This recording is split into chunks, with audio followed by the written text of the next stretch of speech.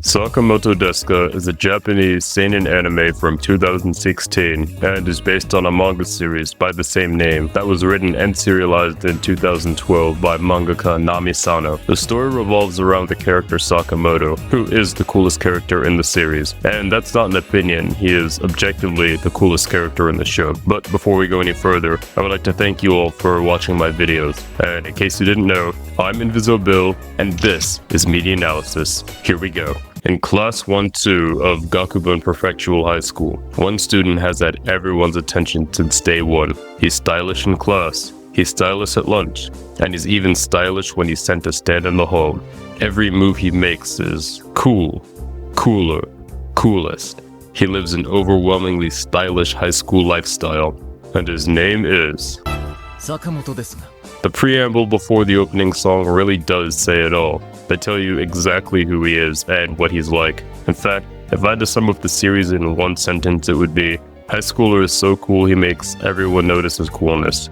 But you see the length of this video, so you should know that one sentence is not enough to describe the show in all of its greatness and coolness. The story starts out a lot like the second episode of Naruto, where the class delinquents attempt to make Sakamoto look like an idiot by placing an eraser on a door, and when he opens the door, it falls down and hits him on the head. And the girls are telling them not to do it, but they set up their trap anyway. However, instead of taking the Kakashi sensei route and letting the eraser hit him on the head so that it can boost the morale of the class, he opens the door and catches the eraser with the most overly stylish pose. I almost thought he was a JoJo character. The class delinquents, disappointed that Sakamoto continues to best them at every turn when they try to prank him, decide to lock him in the school science lab, strip him down, and threaten to send a picture of him to all the students in the class. However, given how obsessed every girl in the school is for Sakamoto, I don't think this prank is going to be as detrimental to his social standing as they would hope for.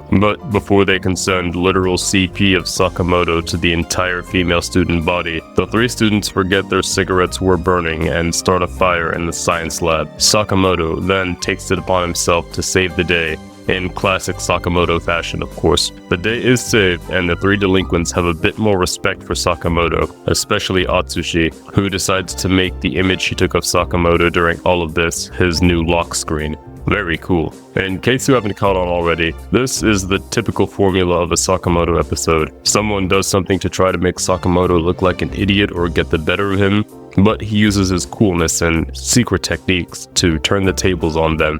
Then they realize they can't best Sakamoto, or they just decide to be friendly rivals with the guy, or they just leave him alone altogether.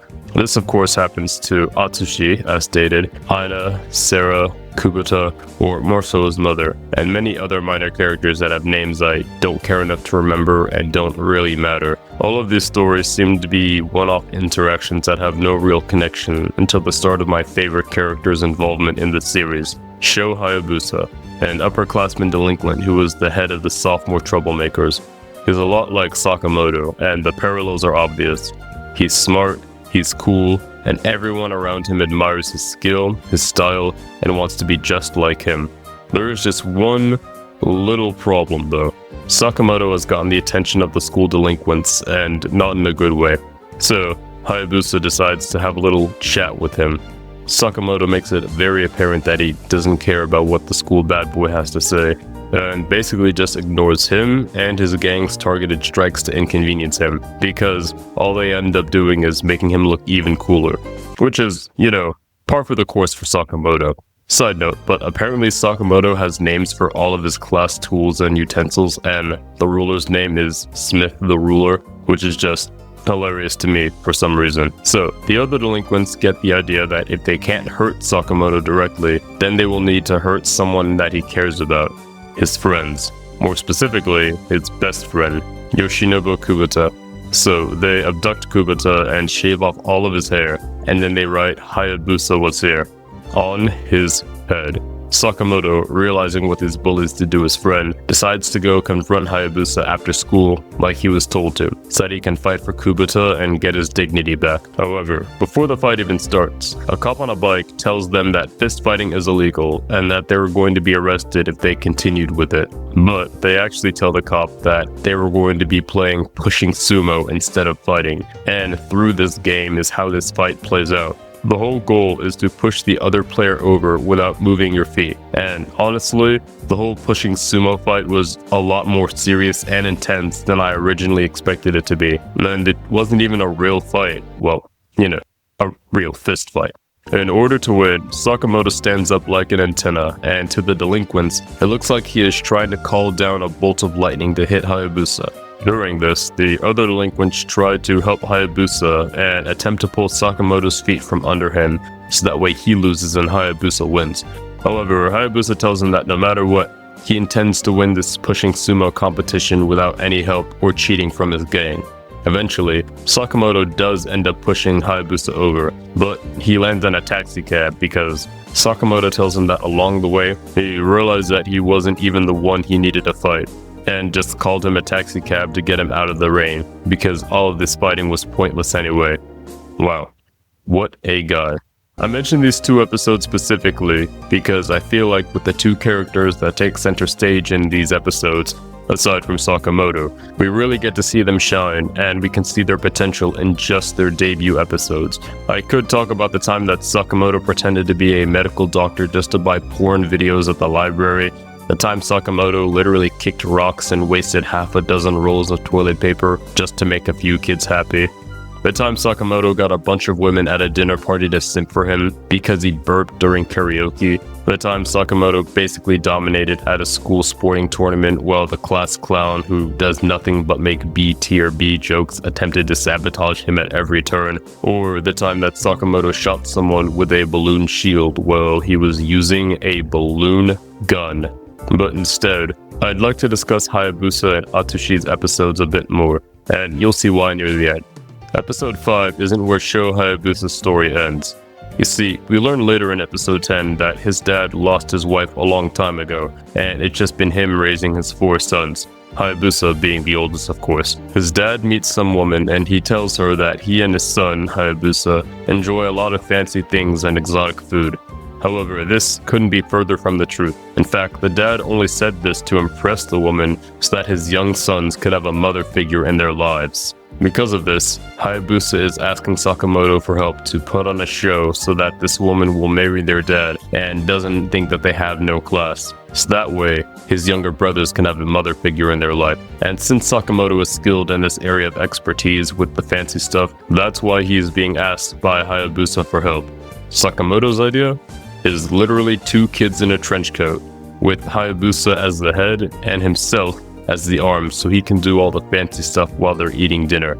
The plan, somehow, goes perfectly without a hitch, and while Sho's dad, the lady, and the 2 boys in a trench coat are walking down an alley, the woman is then revealed to be an extortionist of all things, and some men come out of the alley to try to jump the dad and take his money. Sho asks Sakamoto if he knows how to fight, and since Sakamoto says no, they both agree that they should switch roles. Side note, but because Sakamoto admitted to not knowing how to fight, that tells me that if he were to actually fight Hayabusa like he originally intended back in episode 5, he would have definitely lost, and he knew that, but he was still going to risk it all for his best friend Kubota, which is really saying something about his character and his determination. Now, Sakamoto is the head, and Hayabusa is the arms and legs, who is beating up the men left and right that are trying to jump him and his dad. This also somehow works perfectly without any coordination whatsoever, but I honestly love it for that. And at the end of all this, Hayabusa and Sakamoto remark on each other's similarities and how they complement each other's weaknesses, making up for what the other lacks. We see Hayabusa's character and his growth even more through these events. And now with this episode, it brings the close to Sho Hayabusa's antagonistic arc towards Sakamoto, and because it has been wrapped up so nicely, it would appear that there's no longer an antagonist for Sakamoto to face throughout the show. Or is there? Enter Mr. Fukase. Mr. Fukase, or Fukase-san, introduced at the beginning of episode 8, is a 30-year-old man who is still a high school student because this is anime, so why not, right?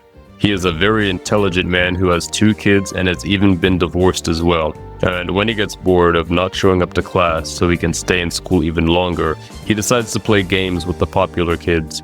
But these aren't games like pushing sumo or Ouija boards, which are popular among 9th graders within the Sakamoto universe for God knows why. Instead, these are psychological games that are made to make all the other students hate the popular kids, and eventually get them to run out of the school. Disappear is what he likes to call it, but I'm sure we can all figure out what that really means. The delinquents don't want any trouble with Mr. Fukase because Mr. Fukase is very good at finding someone's biggest insecurity and using that against them to make them do his bidding for him. What does any of this have to do with Hayabusa, Atsushi, and Sakamoto? What's an excellent question that you definitely didn't but totally should have asked. You see, it is because of Atsushi and Hayabusa's conversations with each other during episode 8. Mr. Fukase learns of Sakamoto's existence, and after figuring out that he is one of the popular kids in the school, he doesn't like that very much. So, Fukase-san tries to manipulate two characters' names I literally can't be bothered to remember into framing Sakamoto for the destruction of a class art project, which, being Sakamoto, goes over about as well as you'd expect, before he catfishes the two morons. Yes, that's literally what the characters within the universe of the show call them, with a helium voice can to rat them out, and the day is saved. Realizing that these two literal morons couldn't best Sakamoto, Fukase then sets his sights on Atsushi after he sees his last plan was fruitless. During the penultimate episode of the series, episode 11, Atsushi wanted to have some fun in the snow since he comes from the mountains and knows all of the cool winter tricks so that he could show all of his friends, including Sakamoto. Since Sakamoto isn't from the snowy mountains like Atsushi and has never even seen snow in his life before. And because of this, Atsushi thinks he finally has a chance to do something better than Sakamoto and even show him up for once. But from snow angels to snowmen and even a snowball fight, Atsushi just can't beat him. Even during the snowball fight, Sakamoto tried to give Atsushi one of his pocket warmers because he didn't want to see his friend catch a cold. However, Atsushi feels like this kind gesture was nothing more than Sakamoto looking down on him, feeling pity for him, because he knew that Atsushi was going to lose, and that Atsushi never stood a chance against Sakamoto. Because of this, and his many failed attempts to stand on even footing with Sakamoto, or even best him, Atsushi falls into a state of depression from being bested and even beaten in his own element by a guy who has never even seen snow a day in his life. And when it comes to the instigation of said snowball fight, Mr. Fukase was the one who encouraged him to fight Sakamoto in the snow, since Atsushi had already been in the snow for a while, and Sakamoto is not.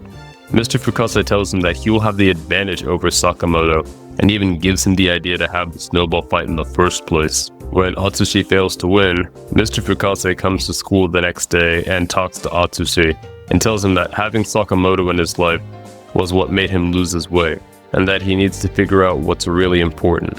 Most importantly, the only way he can stay true to himself is to take out Sakamoto for good. Yes, this 30-year-old man has nothing better to do with his time besides manipulating a depressed 9th grader to murder the most popular guy in school. Anime logic, right? What are you gonna do? During the last episode of the show, episode 12, Sakamoto was given the honor of delivering the graduation speech for the senior students, even though he is a freshman.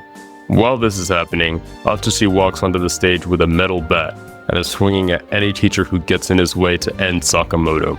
Being Sakamoto, he tries to avoid a physical confrontation with Atsushi by dodging all of his attacks, which leads to Atsushi getting even more upset and tries to pursue him onto the banister rail of the school stage.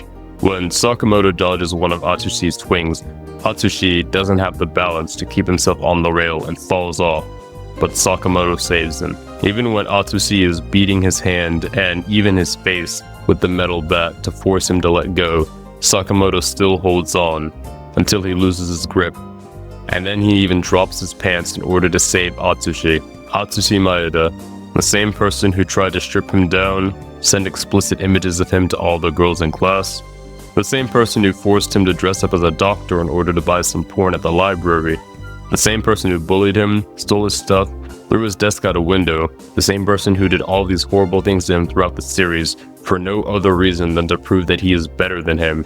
Sakamoto still did this to save him from falling. And even when Atsushi could have been expelled for school for attempted murder and battery, Sakamoto told the faculty that all of this was just an elaborate performance for the graduation ceremony. Sakamoto could have let him get in serious trouble, but instead, He stood by his friend and made sure that he was alright until the very end. And that's it. That's Sakamoto Desu Ga.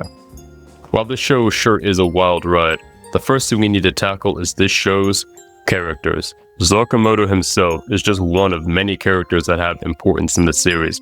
We have the freshman delinquent Atsushi Maeda, or Achan by his peers, the class heartthrob Aina Kuronuma, the model-turned-comedian Sarah Yuya, the best friend Yoshinobu Kubota, and, in my opinion, the next best character in this show after Sakamoto, the upperclassman delinquent Hayabusa Sho, who occasionally writes his name as 8823, which I think is kind of funny and cool.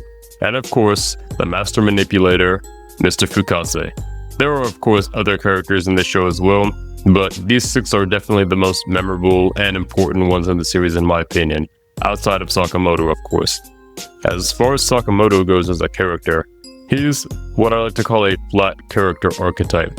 He is consistent, and he doesn't need to change because through his superlative actions, others are able to overcome their shortcomings, grow, and develop. And it's because of his interactions and his intentions is why I enjoy this show so much. When it comes to the characters as a whole, it's very easy to relate to a lot of them and their interactions with Sakamoto. They all learn to change and develop because of Sakamoto, and for someone who hates characters that do nothing or learn nothing by the end of the series, I enjoyed this very much. My only real gripe is that we didn't get to see more of Hayabusa, Mr. Fukase, and the rest of the delinquents and their dynamics independent of Sakamoto. Other than that, 4.5 out of 5. Story and plot. The plot of Sakamoto Desu Ga is the fact that he is very cool, and that's it. Even if you read the back of the novels or the Wikipedia articles, that's literally what it is. The plot is that he's cool. It's very simple and easy to write, but hard to execute without becoming predictable or boring, I'll admit. Knowing Sakamoto will always come out on the other side relatively fine can be annoying to some people who see him as a Gary stew with no flaws, and I would agree that there was no substance deeper than that. At first anyway, but more on that later. The story doesn't need to take place on an alien world or some fantastical future or some post-apocalyptic society to be engaging or interesting. It does its job very well, and I enjoy it for that. I do wish that we got to see more of the overarching story come together in the first half of the episodes, like they do in the latter half, and as I said before, introducing Fukase much earlier on instead of 2/3 into the show, so we can see more of what he does and who he is. But since that's my only real gripe with the pacing and the plot of the story as a whole, it gets a 4 out of 5 for me. Rewatchability and recommendability. Is this show worth rewatching or recommending to others? Absolutely.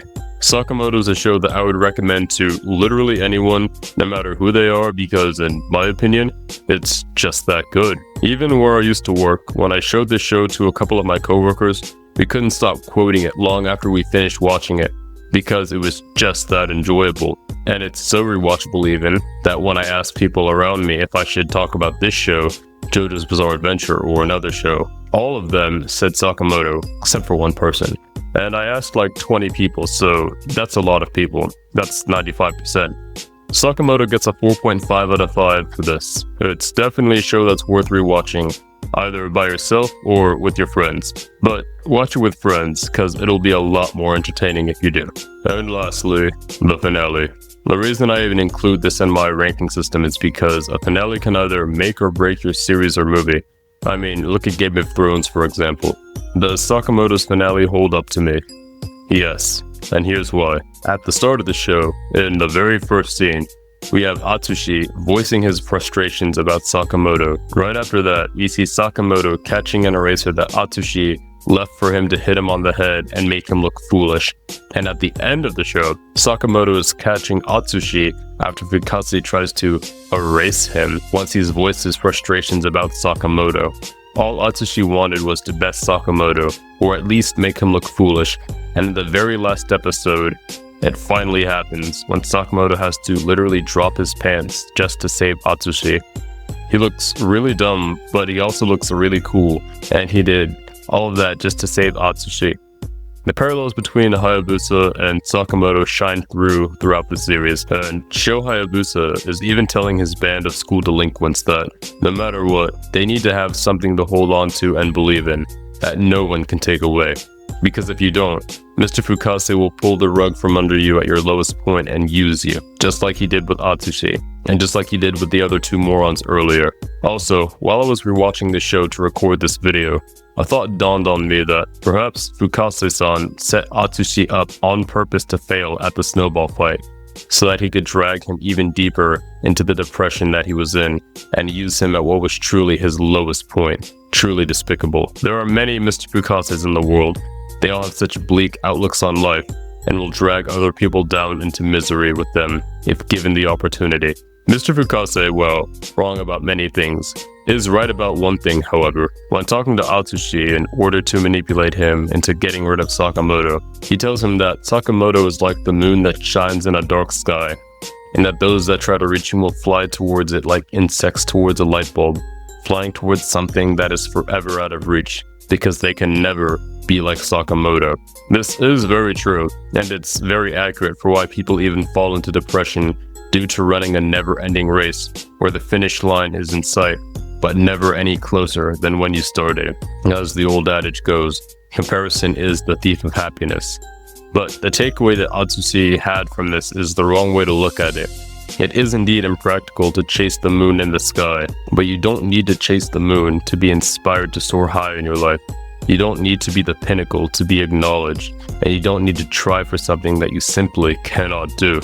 The character of Sakamoto is an ideal. Sakamoto is a concept that cannot be obtained, but that's okay, because he doesn't need to be. He can be a source of inspiration to do better, to be better, to better yourself and grow. He inspires all of us to do better. He inspires those around him to do better, to be better than yesterday. And at the end of the day, isn't that all that really matters? To continue to grow while staying true to yourself? This should go without saying, but the finale is a perfect 5 out of 5 for me. I love it. The ending is truly beautiful, well written, and fully encapsulates the thematic genius and brilliance that is Sakamoto Desu Ga. Also, there's a bonus episode where Sakamoto flies a shuttle and writes his name in the launch smoke while flying into outer space, which is cool, I guess. All of these scores together give Sakamoto Desu Ga a final average of 4.5 stars out of 5. Truly a masterpiece in every sense of the word, if ever there was one. I wanted to talk about this show because I don't see it being talked about enough. I mean, I saw a lot of reactions to this show on YouTube, but not too many who'd actually give a good review of it, and the ones that I did see that did a review of the show missed the brilliance of the show and why it's so good beyond all the jokes and the memes and whatnot. I really wanted to talk about how beautiful, brilliant, and bold this little anime by the name of Sakamoto Desu Ga truly is. And I hope you enjoyed, because this is going to be where I leave off for now. I hope you enjoyed the video. Thanks for staying until the end, and a big thanks to all 1,367 people who bought tickets to the Inviso show. Tell me what you thought about this episode and what you want to see me talk about next time. But until that next time arrives, I'm Inviso, and that's all for my spill. Like, comment, hit subscribe. You'll never know when, but I'll see you next time.